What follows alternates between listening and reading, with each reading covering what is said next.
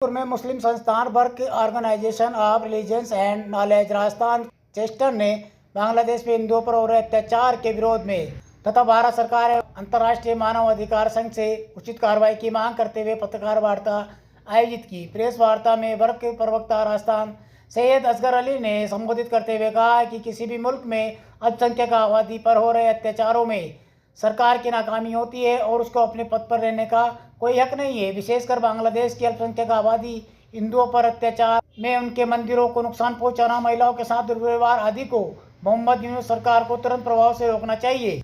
असगर अली ने बांग्लादेश में धार्मिक नेताओं आलिमाओं को अंतिम पैगंबर हजरत मोहम्मद साहब के दिव्य कथन को याद दिलवाया कि खबरदार, जो किसी गैर मुस्लिम पर अत्याचार करे या उसके हक में कमी करे या उस पर उसकी ताकत से ज़्यादा बोझ डाले या उससे कोई चीज़ बगैर उसकी मर्जी से ले ले, क़यामत के रोज़ उसका वकील बनूंगा। असगर अली ने कहा कि तुम कौन सा इस्लाम पेश कर रहे हो?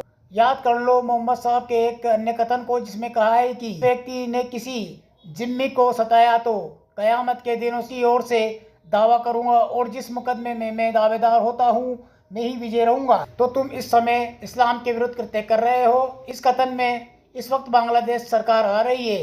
याद रखो, अगर तुम्हें तुरंत अत्याचार बंद नहीं किए तो तुम्हारी तबाही निश्चित है, क्योंकि पीड़ित की दुआओं और अल्लाह के बीच कोई नहीं होता है। इसी तरह भारत सरकार से मांग करते हैं कि वह हस्तक्षेप करे और सख्त कदम उठाए, साथ ही द्विपक्षीय व्यापार को तुरंत प्रभाव से बंद करे ताकि आर्थिक स्थिति पर असर पड़े। वर्क वीमेन विंग के अलावा राजस्थान के हेड शाहिद एग्जीक्यूटिव लुबेना फिरदौस ने भी संबोधित किया।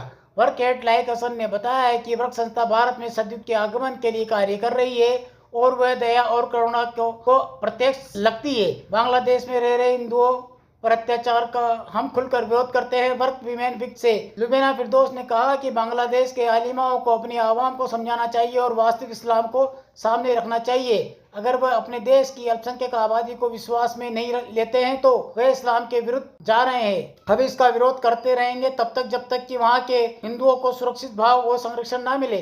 वर्ग की ओर से मानव अधिकार आयोग में भी शिकायत पत्र प्रेषित किया गया। साथ ही भारत सरकार से भी अपील की गई कि वह तत्काल प्रभाव से ध्यान दे। टोंक से सुभाष सोदा की रिपोर्ट।